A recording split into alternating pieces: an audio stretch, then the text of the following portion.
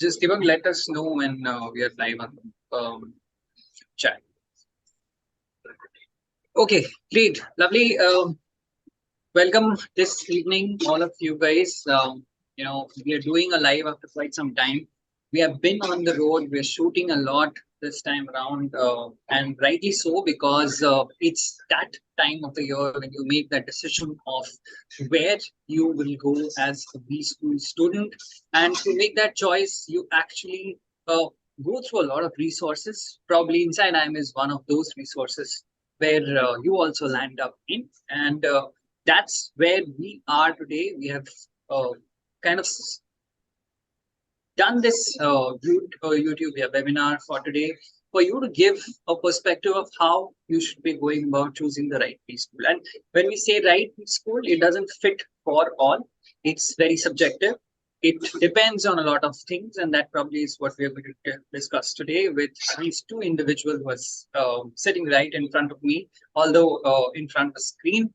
Welcome, Dr. Rachna Nigam. Welcome, Dr. Lakshmi Mohan. Dr. Mohan is the director of the ITM Business School. Dr. Nigam here is the Assistant Director of Corporate Relations. She's a professor as well. Welcome, all of you guys, in a very good evening. Thank you. Thank you so much. Great. To start off with, Dr. Mohan, if I can request you to, briefly introduce yourself. What have you done so far, and the kind of institute that you're running. What is the backbone of that institute? Okay, so I'm the director for the ITM Business School and Pro Vice Chancellor for the ITM Skills University. I welcome you all, students. I'm sure that, the conversation that we are going to have with you is going to make a lot of sense because you're all on the threshold of choosing the best options for making a great career. I have been into management education for almost now 2 more. And prior to that, I was working with corporates like LB Logistics and DHM. It was a conscious decision to move into education because I was always passionate about being with students. And I think that's what brings me here today as well. Nothing can stop me from connecting with students, not even, a rough weather. And yeah, it's great to be here with you all and giving you an idea and inputs about what would be the best way to choose the right B school for you. And as Paul said, I think it differs from individual to individual. But I think a general view about what's good for you is what we will, discuss out here.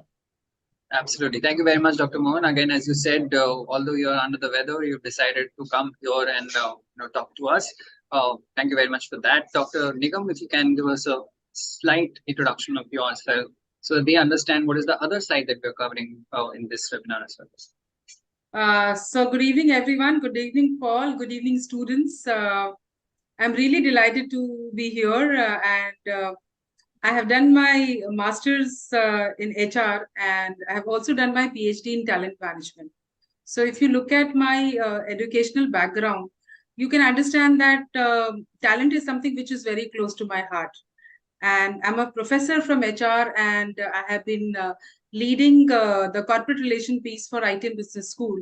And, this makes me very, very happy because I'm able to bring about some happiness, some change, some pride in the eyes of students when they are able to back the job. So talent management is something which I'm still carrying forward and that's a passion of my life that I'm pursuing here.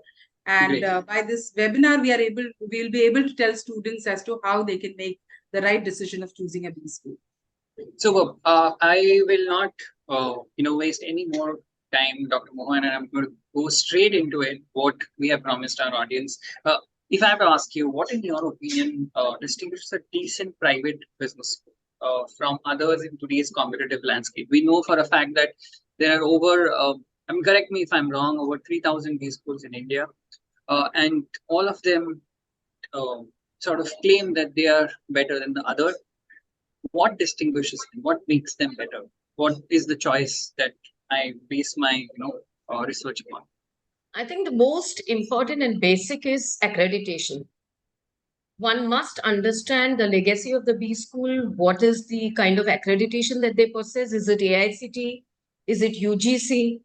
And not get carried away by spurious business schools. So you have to be very sure about the legalities of a school that you're applying for. That's most important. Secondly, you should also understand what is the faculty strength of the institute, whether they have, faculties who have good industry exposure, the right PhD, and whether there is a quality in terms of delivering the curriculum.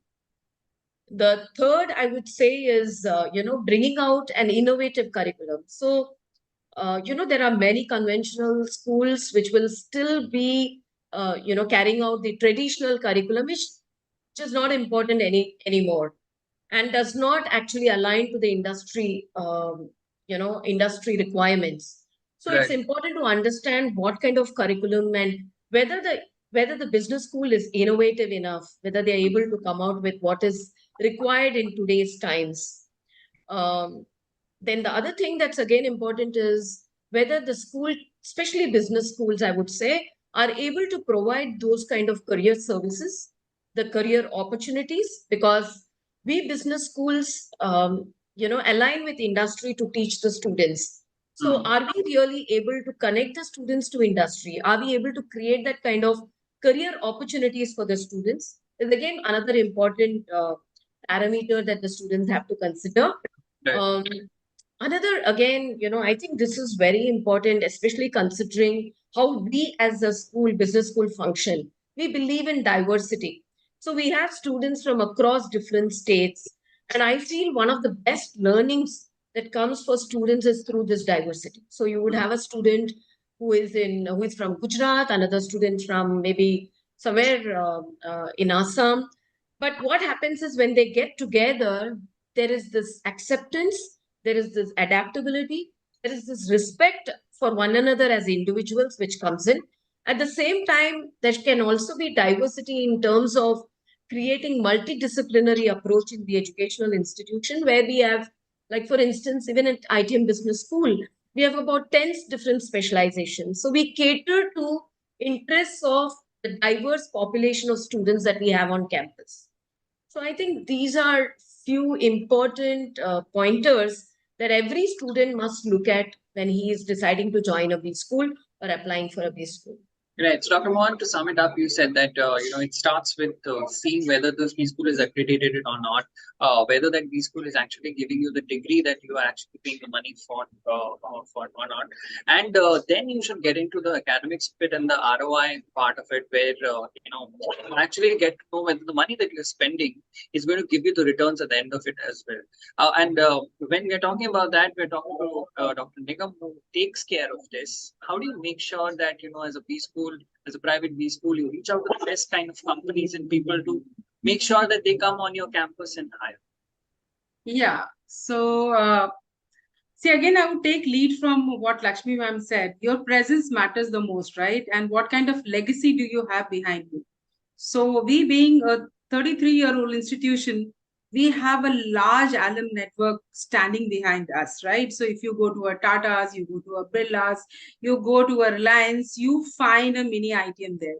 So, you will find an ITM alum from 1990s till 2023, either doing a leadership role or carrying out an operational activity, doing a strategic planning, or just doing a simple internship. So you will find all category of employees representing ITM in any big conglomerate. So that is our strength.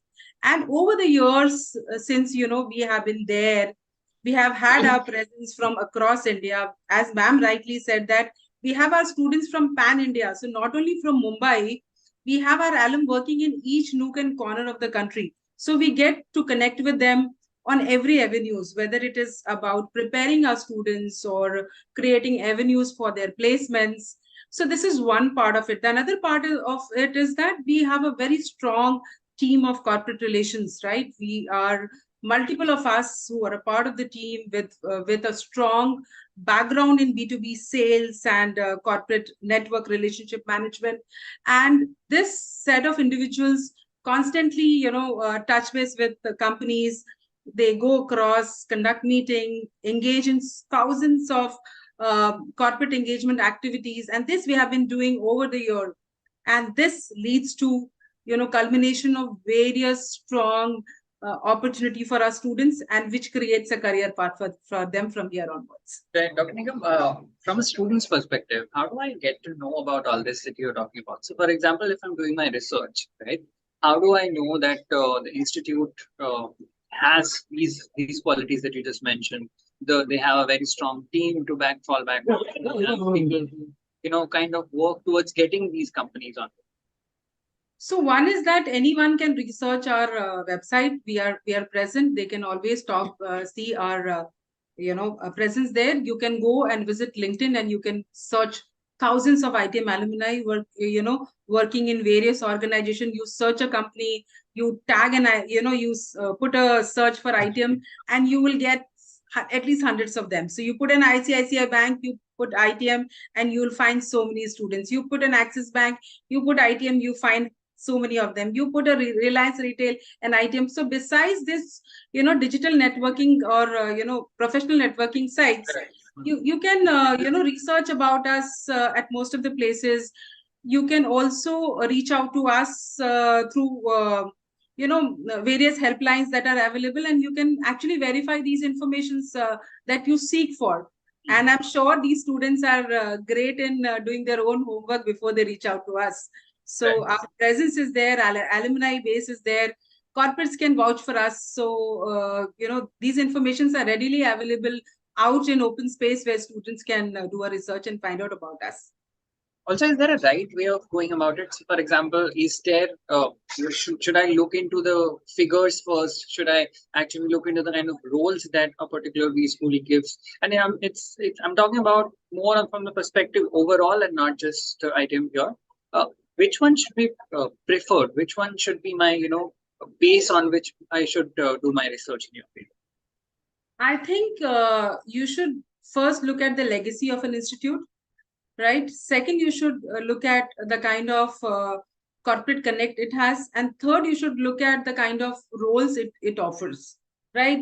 I believe that if you are in the right kind of company, if you get the right kind of role, money will follow. Money is always a byproduct, or your CTC is always a byproduct of your preparations. So if you are at the right place, if you are correctly skilled and trained, money will definitely follow. So I don't think you should keep CTC as a base for selecting or rejecting any institute, or rejecting or selecting any offer. You must look at the kind of role you're looking at, and whether and kind of organization you want to work for.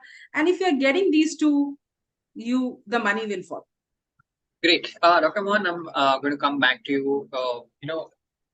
What matters is the kind of curriculum that you also offer to students once they are part of a particular school. So, in your opinion, what should be an ideal curriculum that we should be looking at as business school students, especially in the kind of market conditions that we are seeing, or the industry demands that we are seeing? Technology has been included or embedded in everything that we are studying, right? Or we are seeing these schools also waking up to. So, in your opinion, what should the curriculum ideally have that they should be looking at?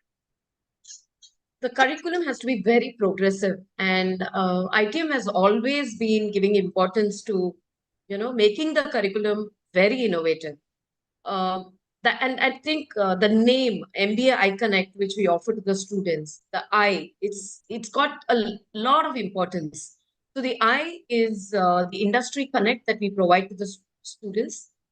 Lot of professionals from the industry who come and teach the students. There are live projects that are given to the students so that they go through an experiential learning.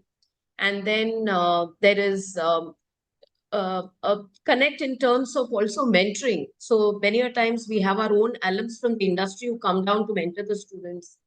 So the industry connect is extremely high. The second I that I would talk about is the individual connect. are you really connecting to your own self? Are you able to understand what are your weaknesses? What are your strengths that you can highlight? How are you really developing yourself? So we have close to around 300 hours of a program which is run by our own in-house team called Tailwind, which prepares the students for the corporate transition. So right from developing their soft skills, building their innate strengths, understanding their own self as individuals, we really create a holistic personality. The third I would say is the insights and training. So when I'm talking about insights, as we all know, there's a lot of change that's happening in industry today. There's a lot of technology that has gone very deep into every organization. How do we really prepare ourselves for that kind of changing dynamics in the industry? So we have also poured in technology in each of these specializations. So be it Power BI, blockchain, and so many others that are, even as simple as an advanced Excel, or understanding how generative intelligence or can be, kind of for an HR specialization or for a marketing specialization. How does it differ?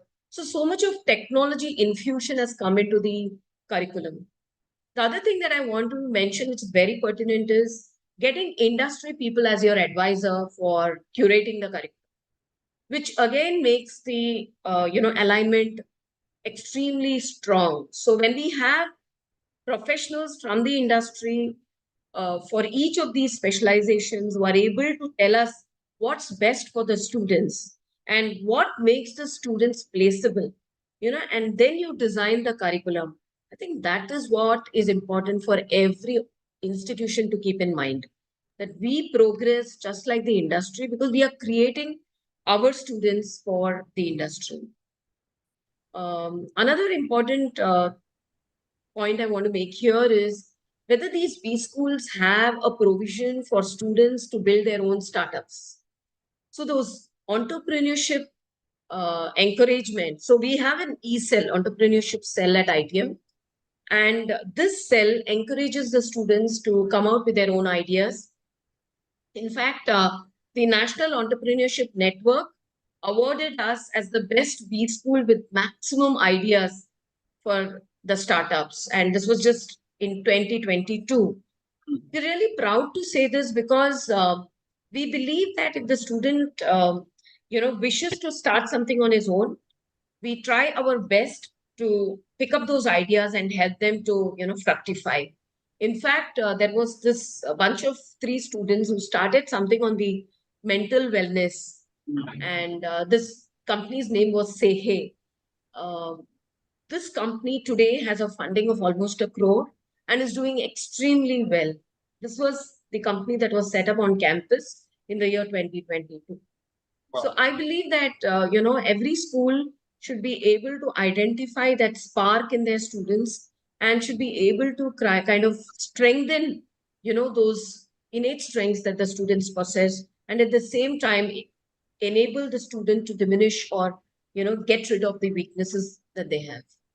I would call it the fourth I, as you were mentioning, and you mentioned three, and this fourth could be an innovation that which the I will stand for. Dr. Mohan, the other I that a lot of students look for is a kind of infrastructure while they're making the selection for B school. And I have been to a lot of these B schools. Some of these B schools look like hotel, right? And some of them look like it's been designed in such a way that you never go out of that particular space and explore what's outside. In your opinion, while I'm making that decision, how much should I be focusing on a kind of infrastructure that I'm getting from a B school? Does that make any difference in your opinion? Yeah, so if you're talking about brick and mortar as infrastructure, we don't look like a hotel. So we give ample opportunity for the student to explore outside as well. And infrastructure does matter because, as I mentioned, there's a lot of technology that's coming in the form of, say, ERP or the learning management systems. All that has to be in place for the students to benefit. Yes, all work and no play can make Jack a dull boy. So we do ensure that, the students have certain indoor games and are also able to play certain outdoor games. So there is some importance given to all this. Uh, but yes, infrastructure to a certain extent, I feel is important, but not, I wouldn't say it carries that 100 out of 100, maybe because we don't look like a hotel. And, but yes, we make it very convenient for the student to, have their own special spots in the campus, which could be an amphitheater area, or which could be a book club area. So there are specific spots where the students can spend their time, or even, what we call the jail gate. This was the name given, 33 years back, and it continues. So where the students spend time gossiping and, their me time, where we have a wellness center where the students can actually, go in for a meditation or a relaxation. So yes, there are, I mean, students are very smart. They know which part of the infrastructure they can choose and spend their time and, gain the best out of it. Great, lovely. I think the first 2 points that you mentioned probably is the best possible thing to look out for, which is if it is equipped to provide me with the kind of softwares or technology or the knowledge of the tools that I am going to be needing when I'm graduating. And on that note, Dr. Nigam, I'm going to ask you: is there kind of trend that you are seeing from the market where these companies are telling you, that you have to prepare your students with these particular skills, because apart from that, it's of no use for us because we have to train these students? Yeah, so I would, cite here as to what we do differently, or how do we align ourselves with the industry, is that we do get a lot of demand. Like, every company nowadays telling that they would want a student to certified on Power BI, Tableau, right? So we have a certification program that is rolled across specialization. So whether you are specializing in the new age specialization like fintech or business analytics, or uh, as operations or supply chain or human resource management or marketing, you must be a Power BI and Tableau certified. There is a mild or a nominal Python which is rolled out to all these students, so that they are able to understand the programming piece of the work that they do. All the courses are do go for value adds in terms of Power BI or generative AI. So, we ensure that our students are aligned. Now, wherever you go, analytics is the thing. So, as to most of our subjects have an analytics piece in this. So, an HR specialization student will be trained in analytics. A retail student will be placed will be trained in retail analytics. Similarly, marketing analytics. There is a thrust on doing Six Sigma certification for anyone who wishes to join the typical supply chain kind of an industry or e-commerce. So, as the industry is moving towards technology, we have brought in lots of technological aspect in our curriculum.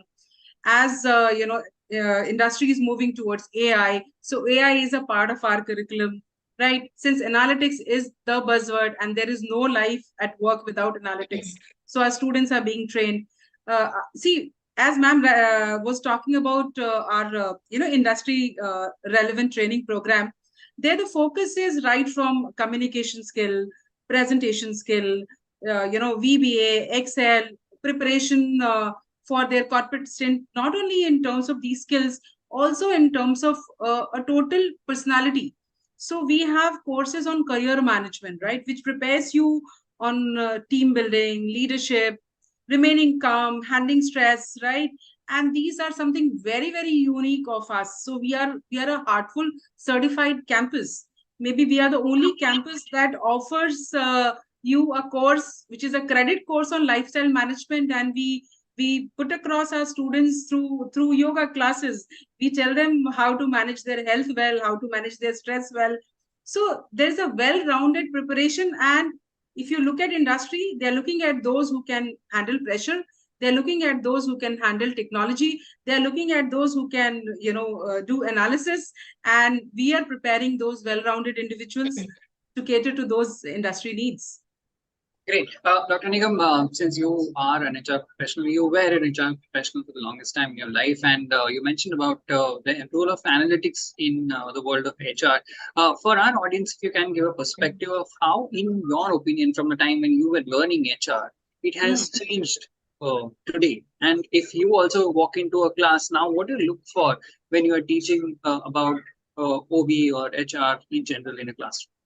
See, when I started, it was all about, brick and mortar, where we used to write JDs, where we used to, go to library, research for information, jot down things, and do a presentation on transparency. I'm talking about something that happened 25 years back. But as the time is going, it's not about memorizing formula. It's all about implementing. It's all about intertwining the concept with technology and to be able to, do some kind of projection, right? It's not about, having a concept and being able to implement it. It's all also about what, when I walk into a class or interview room, I'm looking at those individuals who are resilient, who are adaptive, who are ready to change and ready to learn. Because, learning and unlearning and then relearning is the way of life. So what I learn may not remain relevant when I start working, but am I ready to adapt, learn, and be receptive to the signals of change? So that's what I'm looking at. So this landscape has changed a lot, right? It has moved from scarcity to abundance, and that abundance will also not be available only in terms of opportunity. This abundance will also come to you in terms of how fast do you adapt all of that is available and become a well-rounded professional. Great. Lovely answer, Dr. Nigam. I want to take this opportunity to tell our audience as well that you have the opportunity to ask questions. That's exactly what this webinar is for, and we're going to definitely take a few questions from there. I'm going to ask one of the questions that Ishita has asked. She's asking what kind of scholarships can students expect if they're applying for IIT? Are there any scholarships for students? Yeah, so definitely there are scholarships, and we would want students to apply for scholarships. The scholarship tests have already begun, and they can check on our website and apply accordingly for the scholarship test. I think there would be one last scholarship test that they can apply for. There are scholarships up to 100%. Okay. And I remember there was a student in 2022 who got 100% scholarship, and she's now working with Moody's.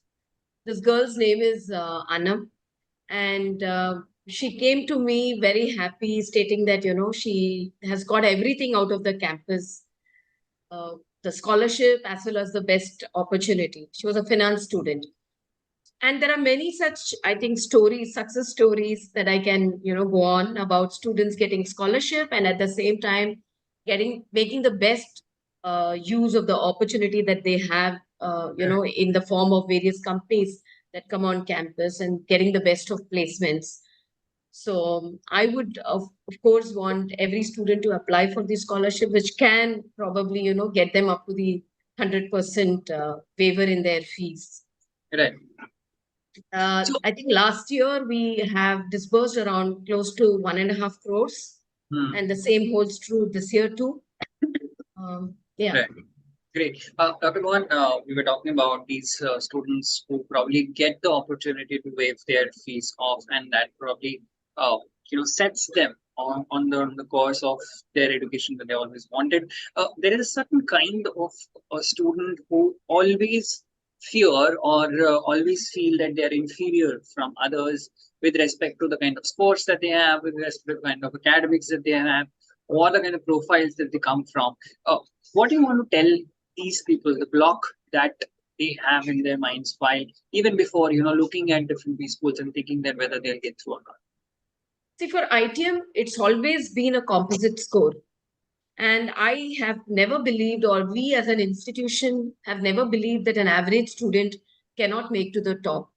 I have so many instances of students who have been average, but very sincere. I think that's the key here. If you are sincere in your efforts, if you are wanting to put your 100%, then success is at your feet. And I don't think you should be discouraged by your marks or even by your entrance test marks. Just go ahead with applying for institutions that value you as a personality. And when I say you as a personality, you would have been great at sports. You would have been a great dancer. Maybe you were in Indian Idol. You would have had some great experience at work, maybe 2 years, 1 or 2 years of work experience. You have excelled in certain co-curricular activities while you were in college. So all that also matters. So it is not just your entrance test score, which probably is not up to the mark, but then we still believe that you stand a chance for admission in a B school because you still can make it to making your career big. And I also tell companies, that tell me um, what is the kind of test scores that you're taking students at. Yeah. I tell them that it's not just the test scores. I mean that 1 hour or 2 hours is not determining the personality of the student. I think it's beyond that that one needs to see. And it has to be, a lot of other parameters, be it, whether the student is able to present himself with confidence, whether he is able to, talk about himself, whether he has that zeal and enthusiasm, whether he has that learning ability or capability or that interest to, do something in life. I think all that matters. So please, students, don't be discouraged because you have got poor academics or you have not done well in your cat. And I think many students come out with, I've not got good cat percentile, ma'am. I said, that's okay. You're not got good percentile, there are other strengths that you possess. So I think that's what you need to highlight. I think I probably have a chance because I went to Indian Idol for an audition, or maybe it doesn't count. Oh. But yeah, I mean, moving on to Dr. Nigam, Dr. Moan was rightly pointing out, and I was trying to delve into that as well. A lot of companies also look for certain score while they come on a particular campus, and that part probably stops a lot of these schools to also call a lot of companies in their campuses as well, because a lot of these institutes, a lot of these corporations, they're very strict on that cutoff that they have. What, in your opinion, would be a right mix for these companies as well as for these institutes to have a fair share of showing the talent that they are probably kind of creating, or the kind of minds that they're trying to build in those 2 years that they're spending time? If I have understood your question rightly, one is that we have a mix of companies in our kitty. So our students, all kinds of students that we have on campus, they get a fair share of opportunity because not all companies focus on academic credentials only, right? Yeah. Another thing is that in the process of trying to reach out to a larger cohort of organizations, we do talk about our strengths. So one of the key features of our course is IIP. We call it an industry internship project. We don't have a typical 2 months of summer project or a winter, internship project. We have a 5 long months of internship. And this, allows our students to be in the industry for a longer period of time, to showcase their skills better, right? And to grab a PPO. So, a lot of our students are able to break this barrier of academics or scores or fear of interviews by going through this IIP, because one, they have something solid to talk about, right? When they are there with us, when they are there with the industry for a longer period of time, and they learn through experiential, aspect of the job, being there working. So I guess I've answered your question. If not, maybe you could. Connected to that is probably what the title of this particular webinar is also, that why these schools also need to be, result driven more than ever, right?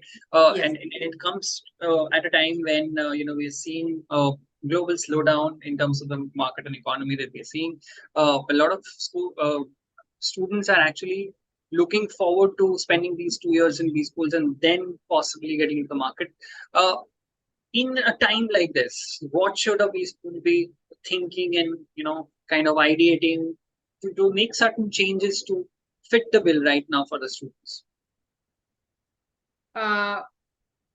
See, basically, ma'am would also add to this view of yours. But, right now, if, in the time of this global slowdown, which is impacting everyone, although, due to our network, we have not been that impacted by this. But then we are focusing right now on skill building of students, adding various kinds of value adds to our curriculum, connecting and reaching out to more and more industries, creating avenues for learning for our students, right? So that they're there connecting with the right set of people, able to showcase their skills, learn a lot, right? And once the market opens up, there is a lot for them to do, right? So there is a lot happening outside, right, which is creating a lot of insecurity in the minds of the student. But I would want to tell them that it's not, there is always a white light at the end of the tunnel, right? And even if there is a little market slowdown, I would not say that everything is stopped, because we have so many campus placements happening back to back on campus. So there is never a dull day on campus, and I'm sure this must be the same around on other campuses too. And this is the right time to put in your skills, and since this is the right time to increase, upgrade your skills, ITM is doing everything towards it. So ma'am would add little more to that. Ma'am, you need to unmute yourself. So knowledge will never go waste. I Yeah. think that will always stand strong whenever you need it. Yeah. The external environment may be disturbed, but I think we have built so many contacts and connects in the industry. The 33 years of existence, or the legacy that we hold, stands strong, and the almost, I think, close to 75,000 alums who are always there supporting us. I think one of the reasons we are connected to many companies is also because of the kind of alumni strength that we have. And all this time, what we have done is, unlike the other years, we have built in a lot of value add certificates, professional certificates, from Google, from Meta, from AWS, from, say, SAP, SAS. So we have tried creating a lot of such certificates, which will kind of make the students strong enough professionally also, and also that bridges the gap between industry and academia. So a lot of networking opportunities that will be given to the students. I think all this will also enable the student to kind of, uh, get rid of all those, the scare that we see around. Right. I'm going to ask you a question that we have received. Kaushi Dayal is asking. She's someone who has missed both CAT and SAT. And now, when you have missed these examinations, probably you have woken up to B school education late, and then you're looking for getting into better B schools. What are the ways through which they can do it, and how should be the point A to point B journey for them? So if she has missed out CAT, and you said one more SAT, is it? Yeah, CAT and SAT. CAT and SAT, she can go for an ATMA, ATMA. She can go for MAT. So the MAT exams are also, I think close by. So she can try for MAT. So there are other entrance tests as well, which is accepted by B schools. So now you have, a plethora of tests, be it NMAT, CMAT, MAT, ZAT, SNAP. So many of them. So it's not just the two, but there are many other opportunities that she can avail. And if you, I mean, CET is the last one. वो सबसे last होता है somewhere in maybe July or June or whenever. And if you miss out everything, then go for a CET.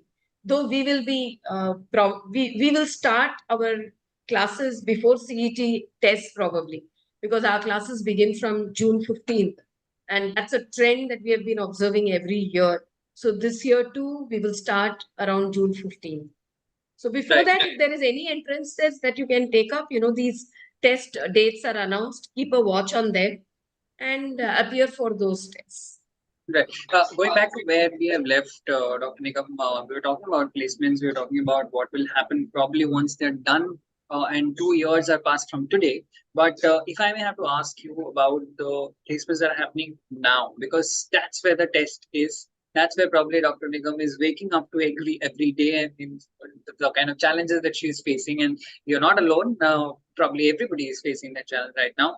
How do you make sure that your placements are sailing perfectly or sailing well this particular year, and how do I assess a B school's strength at a crisis time like this with respect to being able to place students?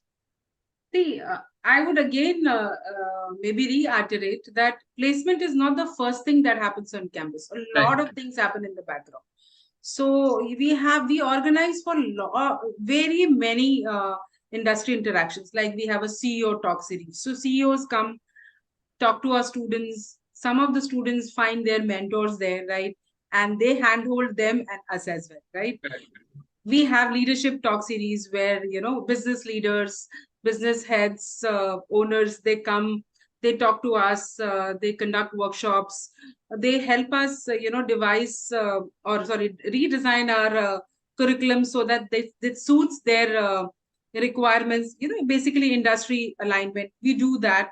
There are various guest lectures happen, there are various workshops happen, there are so many simulation programs, competitions that we do. We also participate on various platforms like Unstop, where or E4, where students are competing for business ideas. Students are competing for business simulation, whether it's a L'Oreal challenge, it's an HUL challenge, whether it's a Flipkart challenge, right? These are the ways through which we ensure that our students are present everywhere. So they're engaged, they're busy, they're prepared for placements. Plus, we have our very detailed training program which prepares our students for the D-Day. So the opportunities may be limited, but we are trying to build on the capabilities so that when it is there on campus, we crack it. So although the tide is not by our side at the moment, but we have been able to place close to 45% of our students, right? And we are yet to complete the Q4, right? And Q4 seems quite bright with participation of various industries again, with lots of agility. So Right. this is the right way of doing it, remaining connected with the industry, remain on the top of their mind, so that the moment they have an opportunity, you are the first one to receive it. So we are constantly in touch with the industry, with or without opportunity. We engage with them on very many platforms than only the transaction, right? So when you talk about internship, when you talk about live projects, when you talk about placements, you're talking about a transaction. And placements is all about maintaining this relationship, which is beyond these transactions. And these relationships are so strong, one, because of our alum connect, and second, because of the kind of legacy we have behind us. We have been here for more than 3 decades, and that allows us to enjoy that bias we have in industry.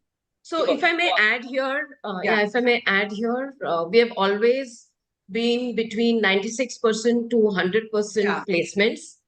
So when Rachna talked about 45%, she's talking about the third semester. Okay. And in the third semester, we have almost completed half of our placements, and we are, we still have one more semester to go by when we will finish the next half. So we are quite confident that we will be able to achieve 98% placement this year as per our calculations. And if you look at even the pandemic time, we have touched 97. So this is, I don't think it's going to be difficult for us. Difficult for us, yes. Right. If somebody's looking at placements for previous years also for your particular B school, what is the split like for the industries that they go to? Where do you see most of your students going and kind of working in the industry? So, we have participation from various industries, like we have from FMCG, companies like Britannia, Mondelez, right? ITC, these are our recruiters from the FMCG industry. We have BFSI, NBFCs, manufacturing, operations and supply chain, e-commerce, retail, and technology. these are our major recruiters, and plus lots of MSMEs which are in nascent kind of stage, where who have bright ideas, upcoming unicorns. These are the places where our students find their way out and flourish. Right. And Dr. Nigam, there is one another duel that happens between the students is whether they should be getting into startups or not, or the focus should be towards MNCs, getting these MNCs in your B school or not. What is your view on that particular duel that happens in general? See, it all depends on the personality or persona of the student, right? We always have this cusp, right? And we have both the kinds of opportunities on campus. So there are two ways we go about it. One is that we prepare our students to work for MNCs, and there is a cycle for that, and there are various tools for that.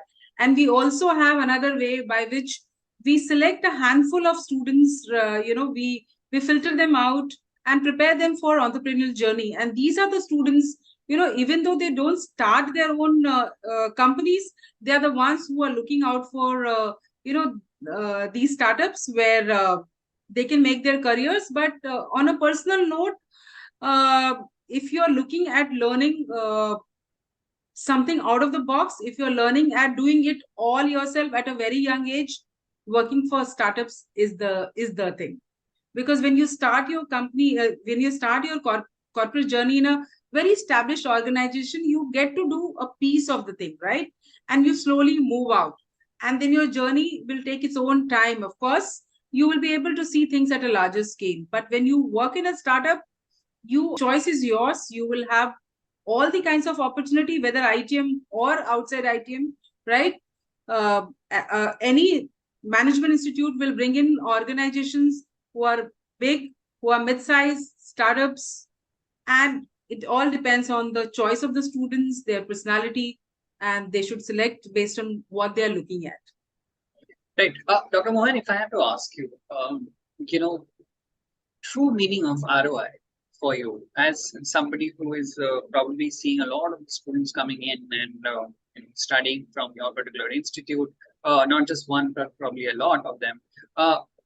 What is the true value of ROI in your opinion? How does the calculation make sense in your opinion, from both students' perspective and from the perspective of Dr. Moan, who runs an institute?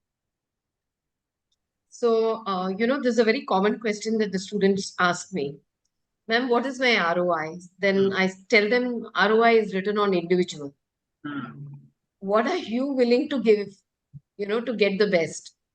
So in your 2 years journey, if you have, so your ROI cannot just be decided by the fees you pay. Your ROI cannot just be decided by the B school you join. The ROI is also decided by how much efforts you are ready to put in. Are you willing to put in, say, close to 12 hours of work? Are you willing to really stretch yourself beyond, to get that kind of return on investment? So it's two things: written on individual, what's it that you are able to give, and what you give is what you get. And the second is, if you are really doing well and if you are able to give your best, and we have many such instances where, students can vouch for getting the best out of the B school, because, and I would say, you have done your best and that's how you got the best. So it's both ways. I mean, it's not just the fees that you pay and you're expecting monetary returns, but it's also how much you're able to really stretch and do your best with sincerity that will give you the best. Right. Now, if I may add something here, see, we may book you a safari, but you have to face the tiger yourself, right? As someone rightly said. Yeah, of course. Quite an antithesis to what our discussion today is, Muskan. Muskan is asking why these schools need to focus on outcomes. Why should these schools be focusing on outcomes at all? Is the question that Muskan is asking. Any thoughts on that? Yeah, very relevant. You have to focus on outcomes. And today we are looking at outcome-based education. That means every course or everything that we teach, we actually decide on what is going to be the outcome. And In fact, we also gather a lot of feedback from our stakeholders that includes the corporates or the recruiters, students, parents, the alumni, because we want to design the best course for the students so that the outcome is the best. And I think every B school or every educational institute has to look at what's the outcome of whatever action that they are going to be, going to be engaging the students with. So, and I think it's not just in education. I think in every aspect of life, we need to decide what's going to be the outcome, right? And that will make us do the job in a better way. So if I'm going to get up in the morning and I'm going to kind of look at what's going to be the outcome for the day, I'm going to plan well. So your planning also comes out of understanding, yes, this is going to be my outcome. So what do I do for the day? So I think designing your outcome is extremely crucial for us. And we do that to the T, to an extent where even if a topic of a course or a subject is taught, we also look at what's going to be the outcome. Is it going to give the student an understanding, or is he going to learn how to apply, or is he going to learn how to analyze? So we use the Bloom's taxonomy also to understand how to create an outcome-based education for the students. Lovely. Does it help to be in Bombay though, Dr. Mohan? Does it in any way help you guys to be, at par with a lot of institutes or compete with a lot of institutes? I didn't get your question, Paul. My question was, I'm asking, does it help to be in Bombay? Does it help to be at a place where, Yeah, yes, because you are in the financial capital, you are in the industrial hub, you are in the entertainment capital. What more do you want, So there's a combination of so many things out here in Mumbai. And I love Mumbai. Um, I'm a Tamilian, but settled in Mumbai for many years. And who wouldn't love to be in a cosmopolitan environment like Mumbai? It's the best place to nurture yourself. Probably I wouldn't have gained the smartness if I weren't in Mumbai.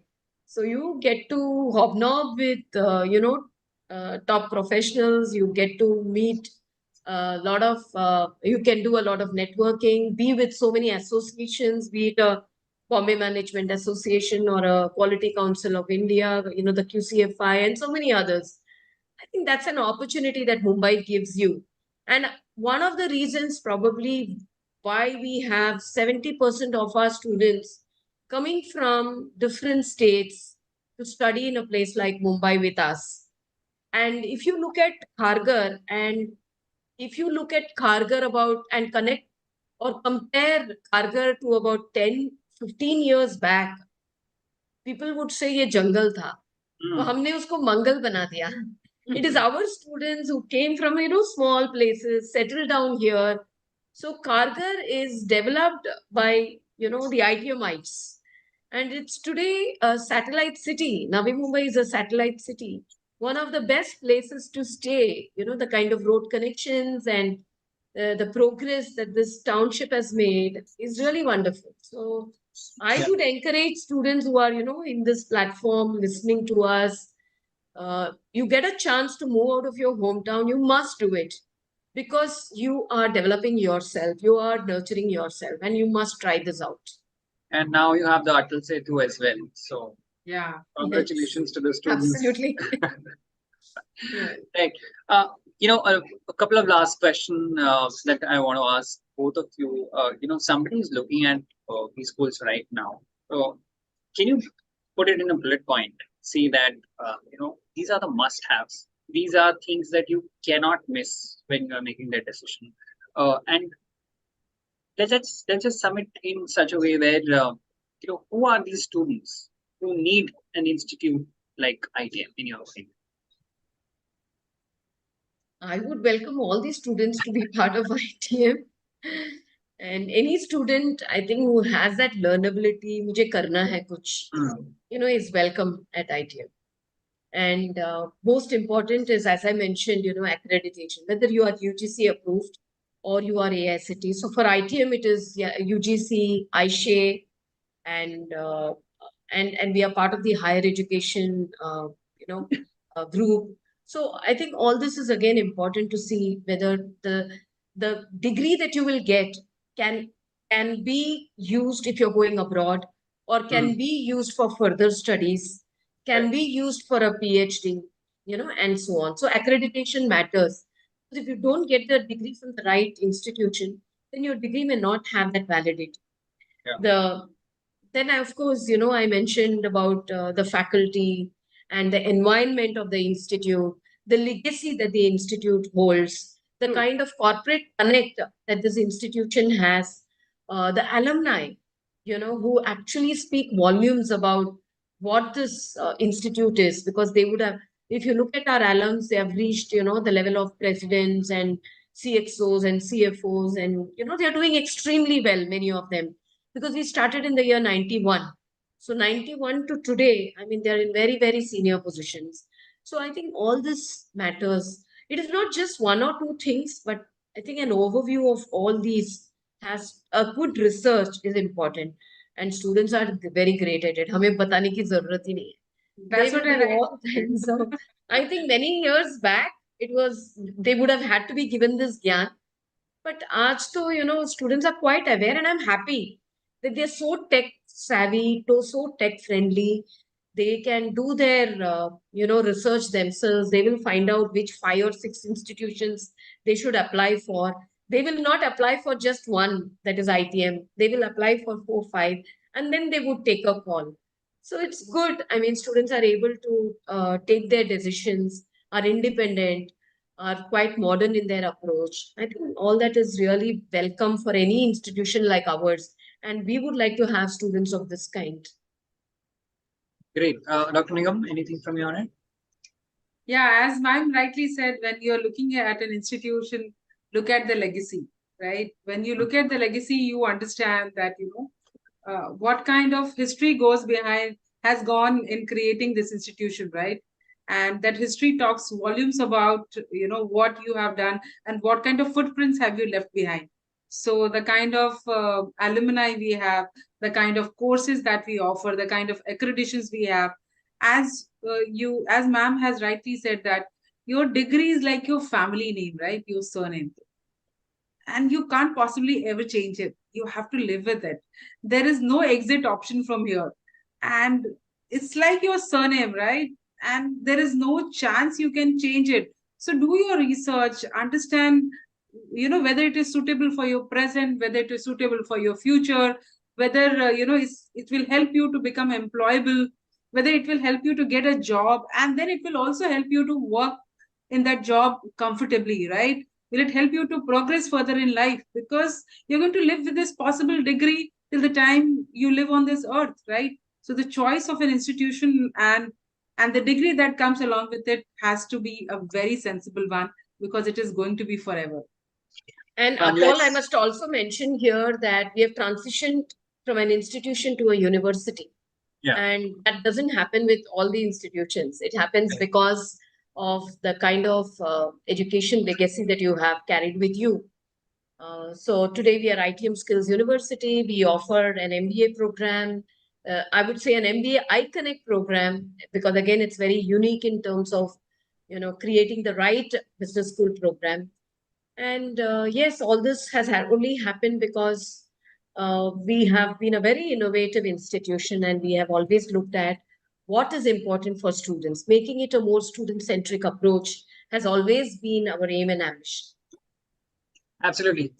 Great, Dr. Mohan, Dr. Nigam, thank you very much for being with us for this particular webinar, for solving the doubts that came. This video is going to be on the channel for sure. I'm sure there are going to be more questions later on when people see this particular content and go through the discussion that we have had today. We spoke about your institute in detail, but we gave a landscape of the B-School education and the kind of things that they should be keeping in mind when they're making their decision for the right B-Schools. I hope that you have a great cohort as well, and I hope that you have a very good time completing the 100% that you are looking forward to, Dr. Nigam, in terms of the placements that you have. If you guys have any further questions, do tell us in the comments below, and we will make sure that some of these questions are sent to these two later on. If you want to know more about the institute, there is a link that is there in the comment section. Go check that out. Feel free to know more about this institute and make a conscious decision of your preschool. Thank you once again, Dr. Nigam, Dr. Mohan, and I wish you a speedy recovery, Dr. Mohan, and thank you very much. Thank you Thank very you so much, much Paul. for your And yeah, students, I hope you're able to make the right decision and have a wonderful evening. Thank you so much. Thanks a lot. Thanks. Thanks.